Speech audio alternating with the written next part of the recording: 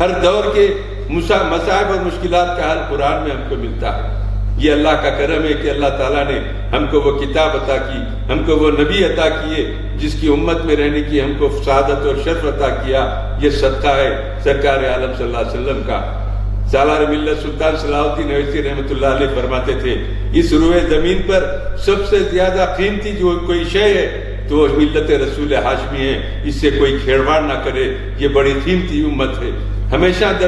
تقریر میں فرماتے تھے کہ اس امت کی قدر و منزلت کو جان لی۔ بہرحال میں آپ سے اتنا ہی عرض کروں گا، آج کی شب کی فضیلت اور عظمت سے ہم واقف جب ہوتے ہیں تو اس کا حق ہم ادا نہیں کر سکتے۔ اس کے لیے ضروری ہے کہ ہم اس شب کی عبادتوں کو جاری رکھیں اور دعاؤں کے ذریعے اپنے پروردگار کو راضی کرے، رسول کریم صلی اللہ تعالی علیہ وسلم کے بتائے ہوئے راستوں پہ چلے۔ یقیناً فرشتوں کا نزول ہوتا ہے، ہر مسجد میں ہر گھر میں فرشتے آتے ہیں، دیکھتے ہیں کہ اللہ کے بندے کون سے عبادت میں مصروف ہے، اور وہ بندوں کی دعاؤں کو اپنے آمین سے وہ نوازتے ہیں اور اللہ تعالیٰ ان کی دعاؤں کو قبول کرتا ہے۔ پروردگار ہمارے تمام گناہوں کو معاف کرے، مسلمانوں کو سربلندی عطا کرے، مسلمانوں کو خوشحالی عطا فرمائے، پروردگار مرحومین کی مغفرت فرمائے۔ وآخر دعوانا الحمدللہ رب العالمین۔ میں نگران جلسہ محترم نقیب ملت الحاج بیرسٹر اسد الدین اویسی صاحب صدر کلین مجلس اتحاد المسلمین و رکن پارلیمنٹ سے درخواست کرتا ہوں کہ وہ آپ کو مخاطب فرمائیں۔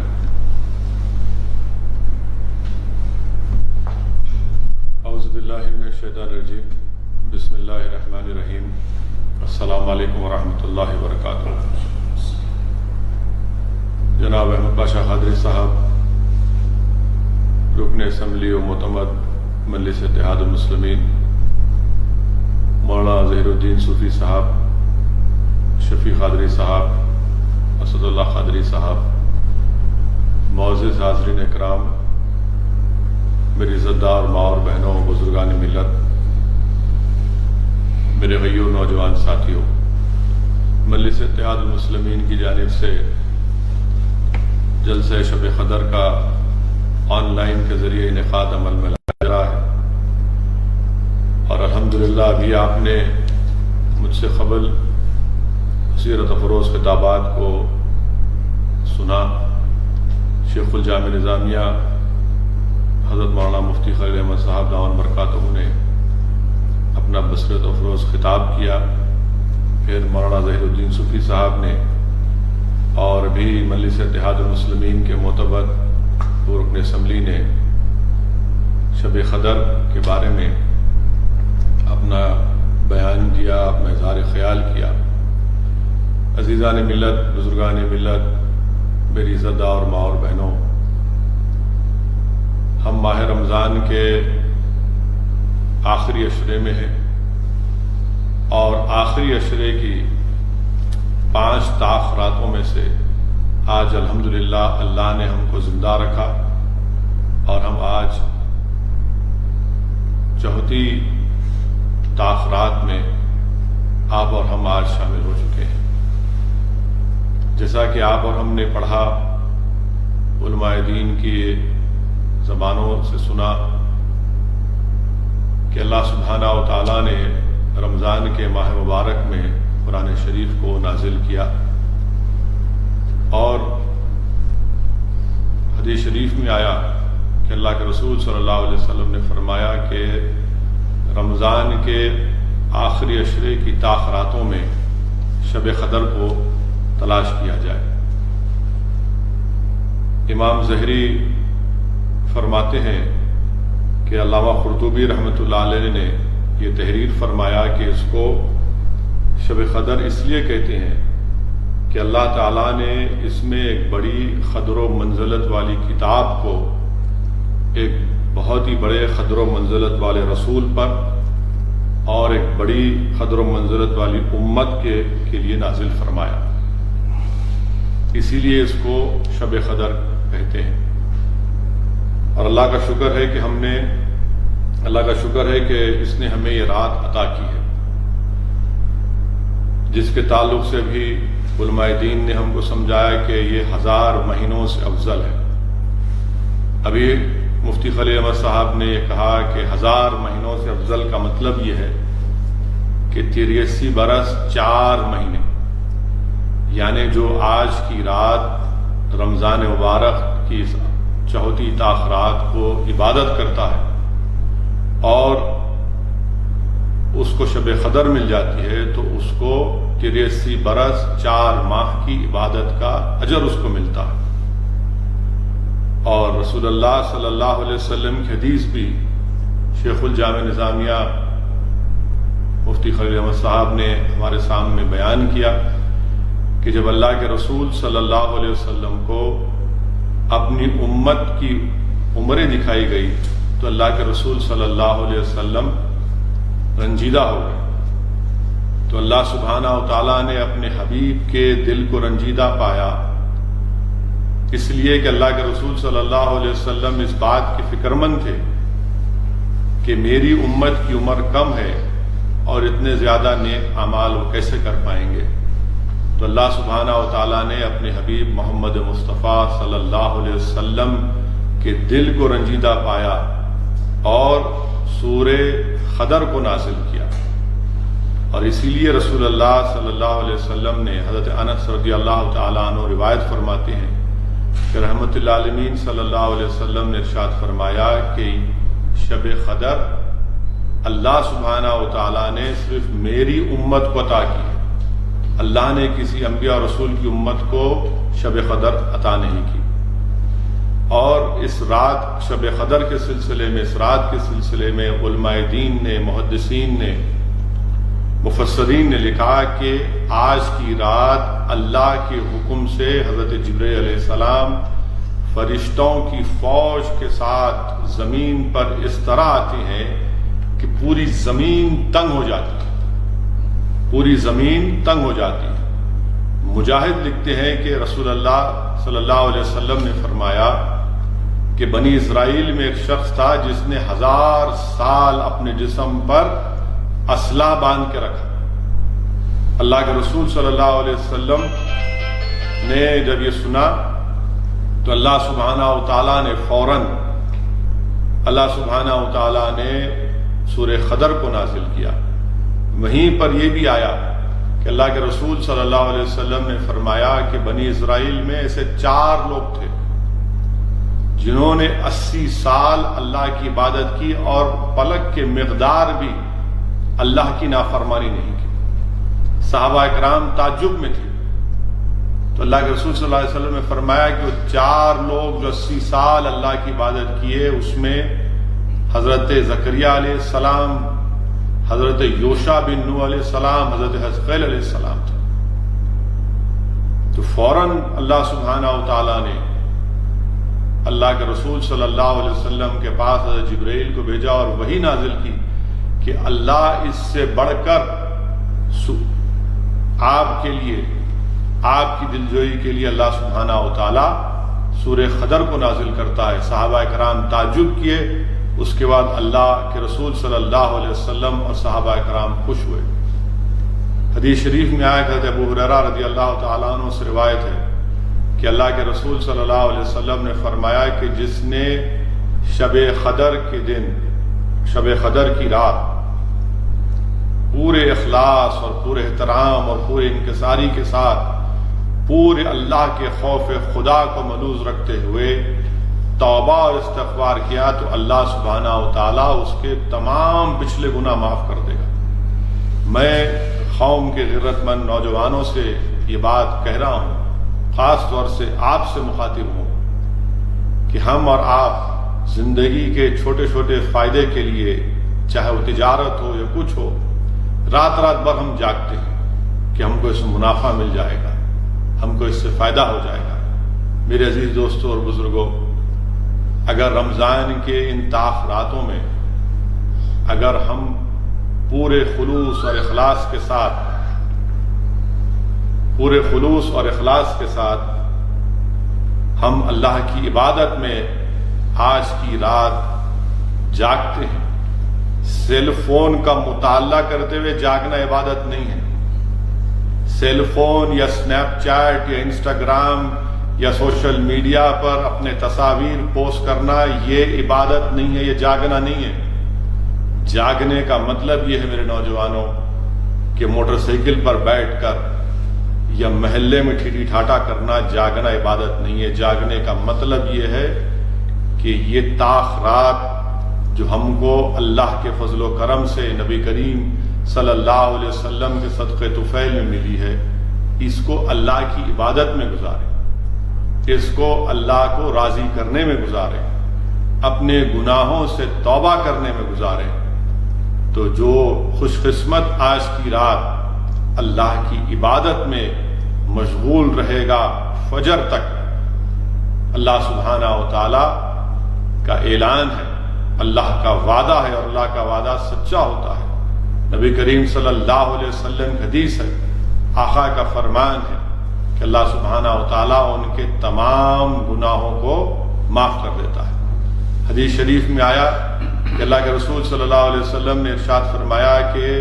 شب قدر کی رات حضرت جبرائیل علیہ السلام پورے فرشتوں کے ساتھ اللہ کی اجازت سے زمین پر آتے اور جیسا کہ ابھی آپ نے سنا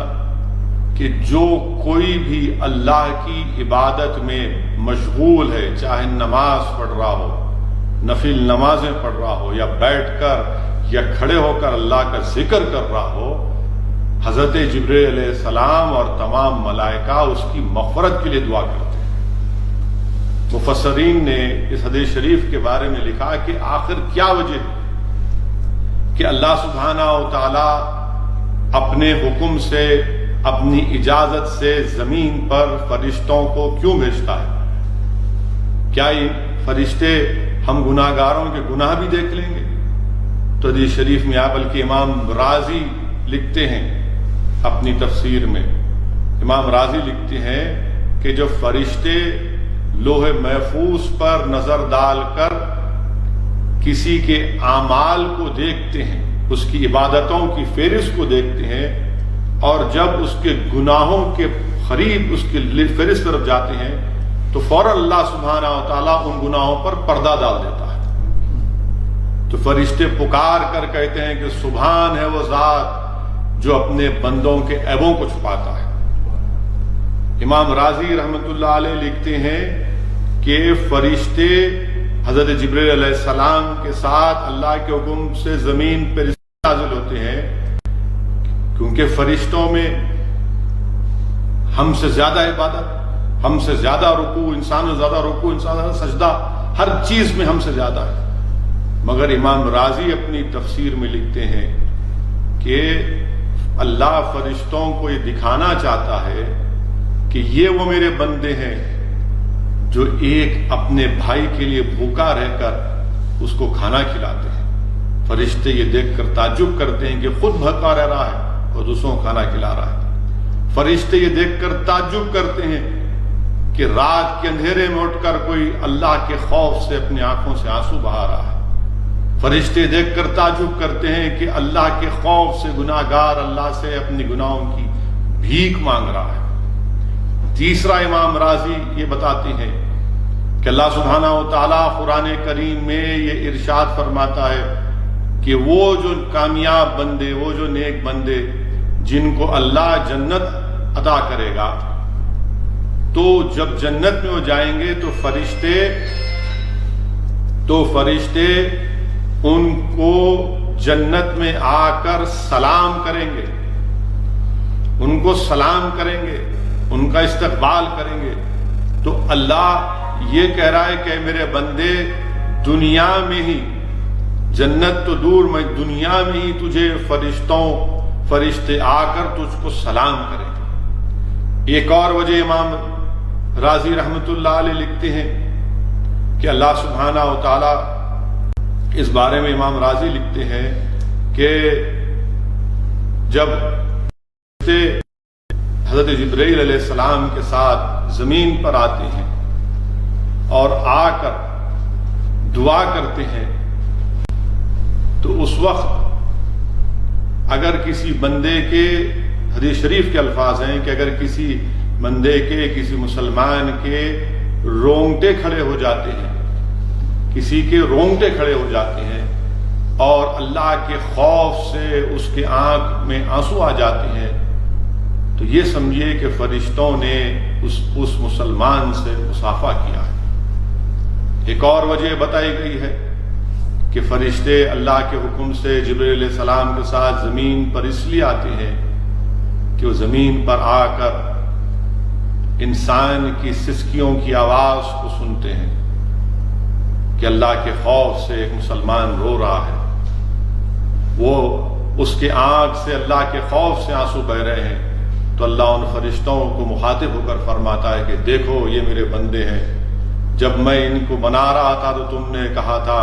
کہ اللہ تو ان کو کیوں بنا رہا ہے، زمین میں فساد کریں گے۔ میرے عزیز دوستوں اور بزرگوں، تو یہ حدیث شریف یہ بتا رہی ہے کہ آج کی رات فرشتے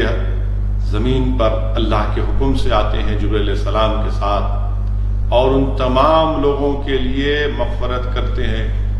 جو اللہ کی عبادت کر رہے ہیں، جو اللہ کا ذکر کر رہے ہیں۔ اور حدیث شریف میں آیا کہ رمضان مبارک کے تاخراتوں میں شب قدر کو پوشیدہ رکھا گیا۔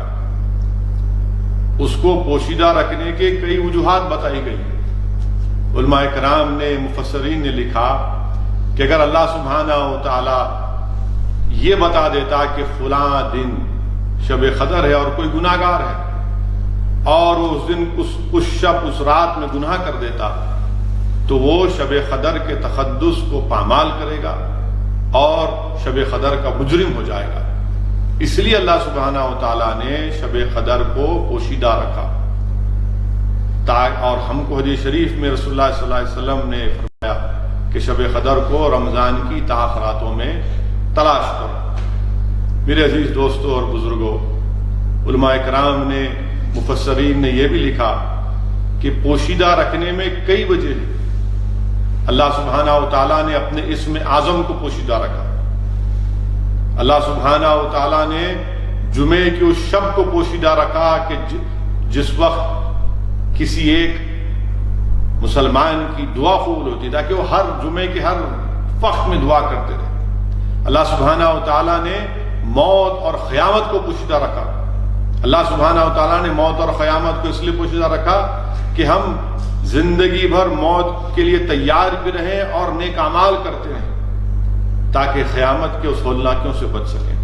اللہ سبحانہ و تعالیٰ اپنے ولیوں کو پوشیدہ رکھا اس لیے کہ ہم نیکیاں کرتے جائیں اور کسی کے بارے میں کسی شخص کو برا نہ سمجھے۔ اسی طرح شب قدر کو پوشیدہ رکھا گیا۔ اور علماء کرام نے یہ بھی لکھا کہ سابقہ امم میں اگر کوئی اللہ سبحانہ و تعالیٰ کے یا اللہ کی عزت نہیں کرتا تو اللہ سبحانہ و تعالیٰ ان لوگوں کو ہلاک کر دیتا۔ مثال کے طور پر یہ کہا گیا کہ ہفتے کے دن مچھیوں کو نہ پکڑا جائے۔ بنی اسرائیل کی اس قوم نے اللہ کے اس حکم کے خلاف کام کیا تو اللہ نے ان کو بندر بنا دیا۔ شاعر اللہ کی تعظیم کرنا ضروری ہے۔ جس نے حضرت صالح علیہ السلام کی اونٹنی کو ہلاک کیا، اللہ نے ان کی پوری قوم کو تباہ و برباد کر دیا۔ تو شاعر اسلام کی تعظیم کرنا بے حد ضروری ہے۔ شب قدر بھی اللہ کی ایک بہت بڑی نعمت ہے اللہ کے رسول صلی اللہ علیہ وسلم کی امت کے لیے۔ اور اللہ نے فرمایا کہ جو قرآن شریف میں اللہ نے فرمایا کہ جس نے شاعر اللہ کی تعظیم کی، اللہ نے کہا وہ اس کا متقی ہے، یعنی وہ متقی ہوگا۔ تو اس لیے تقوی پیدا کرنے کے لیے اللہ کے ان تمام نشانیوں کی تعظیم کرنا ضروری ہے، اور تعظیم کرنا بے حد ضروری ہے۔ وہیں پر میرے عزیز دوستوں اور بزرگوں، اللہ کے رسول صلی اللہ علیہ وسلم، حدیث شریف میں آیا، حضرت عبادہ بن ثابت رضی اللہ تعالیٰ عنہ، بخاری شریف کی حدیث ہے کہ اللہ کے رسول صلی اللہ علیہ وسلم اللہ کے حکم سے گھر سے اپنے نکلے کہ آج میں شب قدر کے تعین کا اعلان کر دوں گا۔ جب اللہ کے رسول صلی اللہ علیہ وسلم اپنے گھر سے باہر تشریف لائے تو آپ نے دیکھا کہ دو لوگ جھگڑا کر رہے تھے۔ اللہ کے رسول صلی اللہ علیہ وسلم نے رحمۃ اللہ علیہ صلی اللہ علیہ وسلم نے فرمایا کہ ان دونوں کے باہمی جھگڑے سے میں شب قدر کے تعین کا اعلان نہیں کروں گا۔ میرے عزیز دوستوں اور بزرگوں، میرے غیور نوجوان ساتھیوں، ہم تمام کو اپنے گریبان میں جھانک کر دیکھنا ہے کہ آج زمانے میں ہماری رسوائی اور پستی کس وجہ سے ہے۔ ہمارے زمانے میں رسوائی اور ہماری تمام چیزیں برائیوں کی جڑ یہ ہے کہ ہم باہمی جھگڑوں میں ملوث ہیں۔ ہم باہمی جھگڑوں میں ملوث تھے تو اللہ کے رسول صلی اللہ علیہ وسلم نے حدیث شریف میں آیا کہ صرف اس سال تک، علماء اکرام نے لکھا صرف اس سال تک شب قدر کا تعین کا اعلان نہیں کیا۔ تو اس لیے بہت ضروری ہے کہ ہم اپنے آپسی جھگڑوں کو ختم کریں، اپنے اختلافات کو ختم کریں۔ دنیا میں جو آج ہم کو مسلمانوں کو رسوائی ہو رہی ہے وہ صرف آپسی جھگڑوں، باہمی جھگڑوں کی وجہ سے۔ ہمارے گھر میں جھگڑے، ہمارے رشتوں میں جھگڑے، ہمارے درسگاہوں میں جھگڑے، حد تو یہ کہ ہماری عبادت گاہوں میں جھگڑے پہنچ چکے ہیں۔ اسی لیے بہت ضروری ہے کہ شب قدر کو اگر پانا ہے تو اپنے آپسی اختلافات کو بھی ختم کرنا بہت ضروری ہے۔ بعض لوگوں میں ایک غلط بات ہے کہ اللہ کے رسول صلی اللہ علیہ وسلم، محمد مصطفیٰ صلی اللہ علیہ وسلم کو شب قدر کب ہے نہیں معلوم تھا۔ بالکل غلط ہے، بالکل غلط ہے۔ اور میں نے علماء کرام کی قدموں کے پاس بیٹھ کر سنا ہوں کہ امام بدر الدین عینی رحمت اللہ علیہ شرح بخاری کی شرح میں حضرت سفیان بن انیہ رحمت اللہ علیہ رضی اللہ تعالیٰ عنہ سے روایت کرتے ہیں کہ اللہ سبحانہ و تعالیٰ نے محمد مصطفیٰ صلی اللہ علیہ وسلم کو شب قدر کے تعین کب ہے بتا چکا تھا، اور رسول اللہ صلی اللہ علیہ وسلم اپنے غلاموں کو بھی بتا چکے تھے کہ شب قدر کب ہے۔ ابو داؤد شریف کی حدیث ہے، حضرت عبداللہ بن انیس رضی اللہ تعالیٰ عنہ، ابو داؤد شریف کی حدیث ہے کہ آپ ایک گاؤں میں، دیہات میں، ویرانی میں رہتے تھے۔ آپ نے اللہ کے رسول صلی اللہ علیہ وسلم سے جا کر عرض کیا، رسول اللہ صلی اللہ علیہ وسلم میں ویرانے میں رہتا ہوں، اللہ کے فضل و کرم سے 5 وقتہ نماز ادا کرتا ہوں، رمضان کا مہینہ ہے، رسول اللہ صلی اللہ علیہ وسلم میں کس رات، کس شب مسجد نبوی میں آ جاؤں؟ تو اللہ کے رسول صلی اللہ علیہ وسلم نے یہ ارشاد فرمایا کہ آپ رمضان کی 27 شب کو مسجد نبوی میں آ جائیے۔ اور ان کا یہ معمول تھا کہ وہ عصر کے بعد مسجد نبوی میں آ جاتے، اور بغیر کوئی اگر حاجت نہیں ہوتی تو فجر تک مسجد نبوی میں رہتے، عبادت کرتے رہتے، اور اس کے بعد فجر کی نماز پڑھ کے اپنے دیہات، اپنے گھر کو روانہ ہو جاتے۔ کسی نے جا کر حضرت عبداللہ بن انیس کے فرزند سے پوچھا کہ آپ کے والد کا کیا کرتے تھے؟ تو بولے کہ وہ عصر کے بعد مسجد نبوی میں آ جاتے اور رات بھر عبادت کرتے۔ تو اس سے معلوم ہوا کہ 27 کی شب، اس کی اہمیت، اس کی فضیلت خود آقا دو عالم صلی اللہ علیہ وسلم کی ابو داؤد شریف کی حدیث سے معلوم ہوتا ہے۔ میرے عزیز دوستوں اور بزرگوں، میرے عزت دار ماں اور بہنوں، یہ تاخرات ہے، شب قدر کی رات ہے، اس لیے بہت ضروری ہے کہ ہم رو رو کر اللہ سبحانہ و تعالیٰ کو راضی کریں۔ اور یاد رکھیے، جو لوگ جس نشہ کرتے ہیں، جو لوگ اپنے ماں باپ کے نافرمان ہیں، آج کی رات بھی اللہ کی رحمت سے محروم رہیں۔ یاد رکھیے، اللہ کی رحمت کا شامیانہ صبح فجر تک رہے گا، اور اللہ کی رحمت ہم سے پکار پکار کر کہہ رہی ہے کہ آج جبرائیل علیہ السلام اللہ کے حکم سے فرشتوں کے ساتھ زمین پر نازل ہوئے۔ اگر کوئی اللہ سے اپنی مغفرت،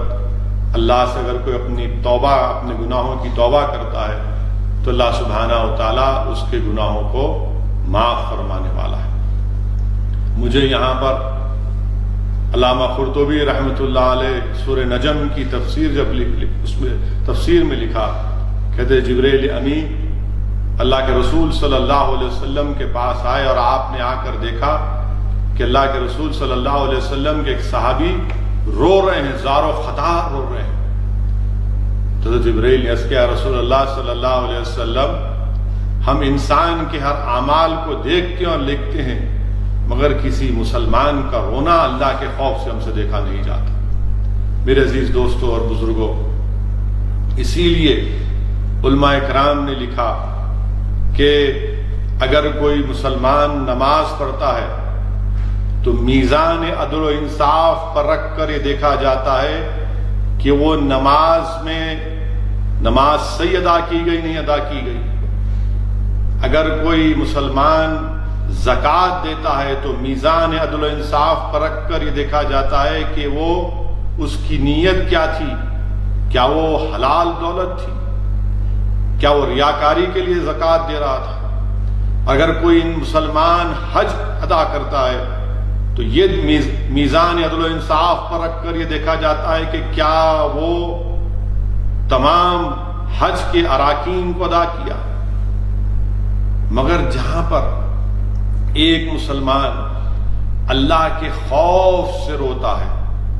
اپنے گناہوں کی بھیک مانگتا ہے، تو اس کے آنکھ میں جو آنسو آتی ہیں اس کو اللہ سبحانہ و تعالی میزان عدل و انصاف پر نہیں، میزان رحمت اور اپنے فضل پر رکھ دیتا ہے۔ میرے عزیز دوستوں اور میرے بزرگوں، نزہۃ المجالس میں امام عبد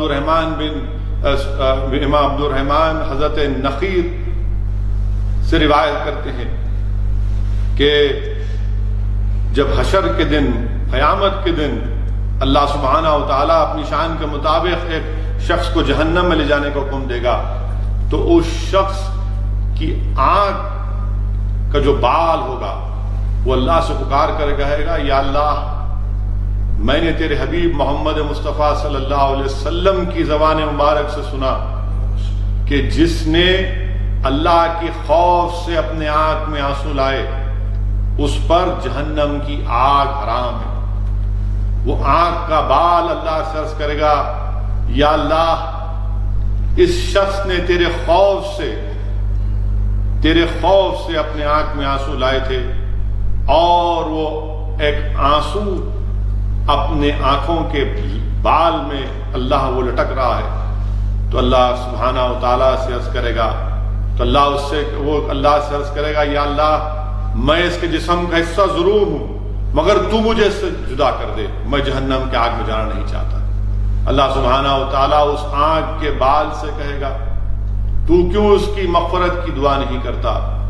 تو اللہ وہ کہے گا، یا اللہ تیرا جلال مجھ پر غالب آ گیا۔ تو اللہ سبحانہ و تعالیٰ جبریل علیہ السلام سے حکم فرمائے گا کہ جبریل حشر کے میدان میں اعلان کرا دو کہ ہم نے اس کو معاف کر دیا جس نے ہمارے خوف سے اپنے آنکھ میں آنسو لائے۔ ہم صرف اس کے ایک آنکھ میں آنسو لانے کی وجہ سے، ہمارے خوف سے ہم اس کو معاف کر دیتے ہیں۔ میرے عزیز دوستوں اور بزرگوں، علماء کرام نے لکھا کہ اللہ سبحانہ و تعالی غفور الرحیم ہے۔ اللہ سبحانہ و تعالی غفور الرحیم ہے۔ اللہ جب یہ دیکھتا ہے کہ اس کے گناہگار بندے آج کی رات اس سے گڑ گڑا کر بھیک مانگ رہے ہیں کہ پروردگار یہ زندگی گناہوں میں گزر گئی، ہمارے پاس کوئی نیکیاں نہیں ہے، تو اللہ سبحانہ و تعالی اپنے شان کے مطابق کہے گا کہ نیک بندوں کو اپنی نیکیوں پر بھروسہ ہے، یہ میرا گناہگار بندہ ہے جس کے پاس کوئی نیکیاں نہیں ہے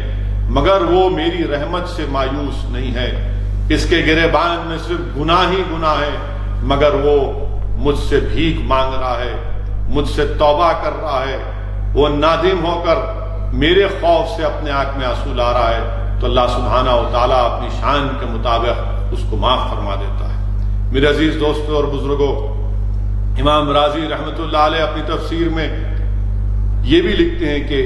شب قدر کو پوشیدہ رکھنے کا ایک مطلب یہ بھی ہے کہ اگر کوئی اپنی کسی وجہ سے شب قدر میں عبادت نہیں کر سکا تو اس کا ازالہ ممکن نہیں ہے، وہ زندگی بھر تکلیف میں رہے گا۔ تو امام راضی رحمۃ اللہ علیہ حدیث شریف لکھتے ہیں کہ ایک مرتبہ اللہ کے رسول صلی اللہ علیہ وسلم حضرت علی کے ساتھ، حضرت علی رضی اللہ تعالیٰ عنہ کے ساتھ شیر خدا کے ساتھ امیر المومنین کے ساتھ مسجد میں آتے ہیں. اللہ کے رسول صلی اللہ علیہ وسلم حضرت علی سے کہتے ہیں، فرماتے ہیں کہ علی، وہ جو شخص سو رہا ہے اس کو اٹھاؤ، اس کو کہو وضو کر. حضرت علی جا کر اس کو اٹھاتے ہیں. بعد میں حضرت علی امیر المومنین حضرت علی کرم اللہ وجہ اللہ کے رسول صلی اللہ علیہ وسلم سے عرض کرتے ہیں، رسول اللہ صلی اللہ علیہ وسلم آپ تو نیکی میں سب سے زیادہ پہل کرتے ہیں، پہل آپ کرتے، آپ نے کیوں نہیں اٹھایا؟ اللہ کے رسول صلی اللہ علیہ وسلم فرماتے ہیں کہ علی سنو، اگر میں اس کو جا کر اٹھاتا، وہ انکار کرتا تو وہ کفر میں آتا. اگر میں جا کر اس کو اٹھاتا اور وہ انکار کرتا تو وہ کفر. اسی لیے میں نے آپ سے حکم کیا. یقیناً اگر وہ بھی نہیں اٹھتا تمہارے حکم پر تو اس پر بھی کچھ نہ کچھ معاملہ ہے. تو اللہ، آپ دیکھیے علماء کرام نے لکھا کہ رسول اللہ صلی اللہ علیہ وسلم رحمت للعالمین ہے، اور اللہ سبحانہ و تعالی اپنے محبوب کے ذریعے سے، اپنے حبیب کے ذریعے سے، رحمت للعالمین کے ذریعے سے پیغام دے رہا ہے کہ اللہ کتنا غفور رحیم. میرے عزیز دوستوں اور بزرگوں، اگر ہم نے اس ماہ مبارک میں غفلت میں اپنا وقت گزارا ہے تو اس کو رحمت میں تبدیل کر لو. اس غفلت کو رحمت میں تبدیل کر لو. اللہ کی رحمت بہت جوش میں میرے عزیز دوستوں اور بزرگوں، اللہ کی رحمت بہت جوش میں ہے. آپ سوچئے کہ سید الملائکہ، پوری اللہ کی زمین تنگ ہے، طاف رات ہے، شب قدر ہے، پوری زمین تنگ ہے، اتنے فرشتے ہیں. میرے عزیز دوستوں اور بزرگوں، بھیک مانگ لو. کیونکہ امام رازی نے یہ بھی لکھا کہ اگر کوئی مسلمان کسی ایک ولی کی صحبت میں ہوتا ہے، کسی ایک عالم کی صحبت میں ہوتا ہے، کسی ایک مفسر کی صحبت میں نماز پڑھتا ہے تو بڑا احترام سے خشوع و خضوع کے ساتھ کرتا ہے کہ حضرت ہے، مولانا ہے، قبلہ ہیں، یہ وقت کا ولی ہے، میں ان کے ساتھ عبادت پورے خشوع و خضوع کے ساتھ. تو یاد رکھو، آج فرشتے سید الملائکہ کے ساتھ زمین پر اللہ کے حکم سے نازل ہوتے ہیں. اللہ یہ بتانا چاہ رہا ہے کہ یاد رکھو، یہ میرے انسان، یہ میرے بندے ہیں، آج ہم کو ایسی عبادت کرنا ہے.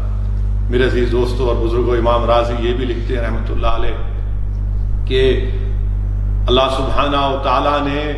حضرت ابراہیم علیہ السلام جو آگ میں ڈال دیا تھا نمرود نے، اللہ نے 7 فرشتوں کو بھیجایا تو آگ باغ بن گئی. اور شب قدر کی رات اگر کوئی عابد ہے اللہ کا تو یقیناً کوئی تعجب کی بات نہیں ہے کہ ان پر بھی جو آگ ہے وہ جنت کا باغ بن جائے. میرے عزیز دوستوں اور بزرگوں، نزول قرآن کا مہینہ ہے، نزول قرآن کا مہینہ ہے. قرآن کی تعلیمات پر ہم کو عمل کرنا ہے، قرآن کے پیغام کو سمجھنا ہے، قرآن کی اسپرٹ کو سمجھنا ہے. قرآن کو بات ترجمہ پڑھیں گے تو اس قرآن کا پیغام، قرآن کا میسج، قرآن کیا مطالبہ کر رہا ہے. میرے عزیز دوستوں اور بزرگوں، قرآن کریم کو اللہ سبحانہ و تعالیٰ نے عرب میں نازل کیا، ایسے ماحول میں نازل کیا جہاں پر بچیوں کو زندہ دفنا دیا جاتا تھا، جہاں پر بچوں کو زندہ دفنا جاتا تھا، جہاں پر پانی کی جگہ شراب آسانی سے ملتا تھا. ایسے ماحول میں اللہ سبحانہ و تعالیٰ نے اپنے کلام کو، اب رسول اللہ صلی اللہ علیہ وسلم کا سب سے بڑا معجزہ قرآن کریم، اور کیسے ان میں انقلاب پیدا ہوا، کیسے ان میں انقلاب پیدا ہوا کہ فاروق اعظم کا دور خلافت ہے اور فاروق اعظم رات میں نکلتے ہیں. ایک گھر کی دیوار کے پاس فاروق اعظم یہ گفتگو سنتے ہیں کہ ایک ماں اپنی بیٹی سے کہہ رہی ہے کہ بیٹی دودھ میں ذرا پانی ملا دو، کل صبح میں ہم اس کو بیچ دیں گے. بیٹی اپنی ماں سے کہتی ہے کہ نہیں اماں، خلیفہ کو معلوم ہو جائے گا، فاروق اعظم کو معلوم ہو جائے گا. تو ماں کہتی ہے کہ فاروق اعظم کو کیسے معلوم ہوگا، وہ تو نہیں ہے. تو بیٹی کہتی ہے کہ اماں جان، اللہ تو دیکھ رہا ہے نا، اللہ دیکھ لے گا، اللہ کو معلوم ہو جائے گا. یہ پیغام، یہ خوف خدا قرآن نے ان میں پیدا کیا تھا. میرے عزیز دوستوں اور بزرگوں، وہیں پر واقعات میں آیا کہ فاروق اعظم ایک سفر میں ہیں اور بکریاں ہیں اور آپ اس بکریوں کے چرائے سے کہتے ہیں کہ تھوڑے پیسے لے لے اور مجھے ان بکریوں کا دودھ دے دے، وہ کہتا ہے کہ میں نہیں دے سکتا۔ بولے کیوں؟ کیونکہ میں اس کا مالک نہیں ہوں۔ فاروق اعظم کو نہیں جانتا تھا، وہ کہتے ہیں کہ پیسے لے لے، تیرا تو مالک یہاں پر نہیں ہے، وہ تو نہیں دیکھ رہا ہے۔ وہ کہتا ہے کہ نہیں، میرا مالک تو نہیں ہے، مگر زمین و آسمان کا مالک تو دیکھ رہا ہے، میں نہیں دے سکتا۔ میرے عزیز دوستوں اور بزرگوں، قرآن کی تعلیمات کا یہ اثر حضرت جعفر الصادق رضی اللہ تعالیٰ عنہ، آپ صحرا میں ہیں، آپ دیکھتے ہیں کہ ایک شخص بکریوں کو لے کر جا رہا ہے اور اس کے پاس اس کا ایک بچہ آتا ہے اور آ کر اس کو 2 روٹی دیتا ہے۔ وہ شخص بیٹھ کر جیسا روٹی کھانا چاہتا ہے، فوراً ایک کتا بھاگ کر آتا ہے، اس کی زبان نکلی ہوئی ہے اور اس کا یہ حلیہ بتا رہا تھا کہ وہ بھوکا ہے۔ وہ غلام اس کتے کو ایک روٹی ڈال دیتا ہے، وہ کتا روٹی کھا لیتا ہے، پھر ویسی آپ کے سامنے کھڑا ہو جاتا ہے اس غلام کے سامنے، تو وہ دوسری روٹی بھی اس کو کھلا دیتا ہے۔ حضرت امام جعفر الصادق رضی اللہ تعالیٰ، لاکھوں سلام آپ پر، آپ جا کر اس غلام سے پوچھتے ہیں کہ تو کون ہے؟ تو کہتا ہے کہ میں ایک یہودی کا غلام ہوں اور مجھے نوکری اس پر دی گئی کہ دن میں 2 روٹیاں ملتی ہیں۔ تو حضرت امام جعفر الصادق اس سے پوچھتے ہیں کہ تو نے کیوں دے دی اس کتے کو؟ تو کہتا ہے کہ میں نے پہلی مرتبہ اس جگہ پر اس کتے کو دیکھا اور اس بات کو محسوس کیا کہ یہ یقیناً بھوکا ہے، اسی لیے میں نے اس کو کھلا دیا۔ امام جعفر الصادق اس سے پوچھتے ہیں پھر تیرے لیے کیا ہے؟ تو کہتا ہے کہ میں صبر کر لوں گا۔ میرے عزیز دوستوں اور بزرگوں، اس لاک ڈاؤن کی وجہ سے، ان ظالم حکمرانوں کے ان پلانڈ لاک ڈاؤن کی وجہ سے آج پوری انسانیت وطن عزیز میں بھوکی ہے، غریب بھوکے ہیں، لیبررز بھوکے ہیں، بچے چیخیں مار رہے ہیں، ہر گھر میں چیخ اور پکار ہے، بھوک کی اور فاقے کی آوازیں ضرورت ہے۔ مگر آج ہم کو اس واقعے کو یاد رکھنا ہے، کیسے غریب غلام نے ایک بھوکے کتے کو جب دیکھا تو اس کی بھوک کو مٹا دیا۔ آج ہم کو اسی اس ایگزامپل کو سامنے رکھ کر مظاہرے کرنے کی ضرورت ہے۔ میرے عزیز دوستوں اور بزرگوں، یہ رمضان کی 4 تاخرات ہے، شب قدر کی رات ہے۔ مجھے یہاں پر حدیث شریف کو یاد آ رہی ہے کہ اللہ کے رسول صلی اللہ علیہ وسلم کہ دربار نبوت میں ایک صحابی زار و خطار رو رہے ہیں، ایک صحابی رسول صلی اللہ علیہ وسلم زار و خطار رو رہے ہیں۔ اللہ کے رسول صلی اللہ علیہ وسلم ملاحظہ فرماتے ان کے اس رونے کو، اور اللہ کے رسول صلی اللہ علیہ وسلم ارشاد فرماتے ہیں کہ اگر آج کی اس محفل میں وہ گناہگار ہوتے جن کے گناہ پہاڑوں کے مانند ہوتے، تو میرے اس صحابی کے رونے کی وجہ سے اللہ سبحانہ و تعالیٰ ان گناہگاروں کے جن کے گناہ پہاڑوں کے برابر ہوتے گناہوں کو معاف فرما دیتے۔ تو یاد رکھیے کہ جس اللہ کی محفل میں لوگ روتے ہیں،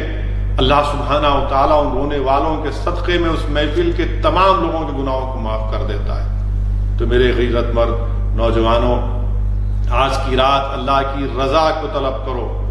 آج کی رات اللہ سبحانہ و تعالیٰ سے اپنی مغفرت طلب کرو۔ آج کی رات ہم تمام کے لیے ضروری ہے کہ ہم پروردگار کو راضی کریں۔ یاد رکھو، اگر آج ہم کو اس بات کا غم ستایا جا رہا ہے کہ کوئی ہماری داڑھی دیکھ کر ہم کو مارتا ہے، اگر آج ہم کو اس بات کی تکلیف ہے کہ ہمارے گھروں کو اجاڑ دیا جا رہا ہے، اگر آج ہم کو اس بات کی تکلیف ہے کہ ہم پر ظلم کیا جا رہا ہے، اگر آج ہم کو اس بات کی شکایت ہے کہ گجرات کی سرزمین پر ظالم پولیس نے حاملہ مسلم عورتوں کے پیٹوں پر لاٹھیاں برسائی ہیں، تو یاد رکھو ہمارے پاس کون سی طاقت ہے، ہمارے پاس کیا طاقت ہے؟ ہمارے پاس کوئی طاقت نہیں ہے، ہمارے پاس کوئی اقتدار نہیں ہے، ہمارے پاس کوئی چیز نہیں، ہمارے پاس صرف ایک ہی چیز ہے، ہمارے پاس ہمارا اللہ ہے، ہمارے ساتھ ہمارا اللہ ہے، پروردگار ہے، جو زمین و آسمان کا خالق ہے، جو زمین و آسمان کا نظام چلانے والا ہے، اور ہمارے پاس ہمارا ہتھیار ہمارے 2 ہاتھ ہیں۔ آج جب اللہ کی رحمت جوش میں ہے، میری آپ سے گزارش ہے کہ ہم رو رو کر اللہ کو راضی کریں، عشق نبوی صلی اللہ علیہ وسلم کی بھیک اللہ سے مانگے کہ اللہ ہم کو عاشق رسول بنا دے۔ ہم اللہ سے بھیک مانگے پروردگار جہاں کہیں بھی ظلم ہو رہا ہے ان ظلم کو ختم کر دے، جہاں کہیں بھی ظالم جو ابو جہل ابو لہب کے جانشین بن چکے ہیں، جو نمرود اور فرعون کے جانشین بن چکے ہیں، اللہ سبحانہ و تعالیٰ ان تمام ظلم کو، ان ظالمین کو اللہ سبحانہ و تعالیٰ ان کو اپنے فضل سے، اپنی طاقت سے اللہ ان کو ختم کر دے۔ اگر آج ہم دیکھ رہے ہیں میرے بھائی، اس طاعون کی وجہ سے، اس وائرس کی وجہ سے بہت سے لوگ بیمار ہیں، ہم اللہ سے دعا کرتے ہیں کہ پروردگار جتنے لوگ بیمار ہیں اللہ ان کو شفا عطا فرما دے، جتنے لوگ دواخانوں میں اس بیماری سے لڑ رہے ہیں اللہ ان کو شفا دے دے۔ اللہ سبحانہ و تعالیٰ کا یہ جلال ہے جو ہم اس وائرس کے روپ میں دیکھ رہے ہیں۔ ہم اللہ کی آج و رحمت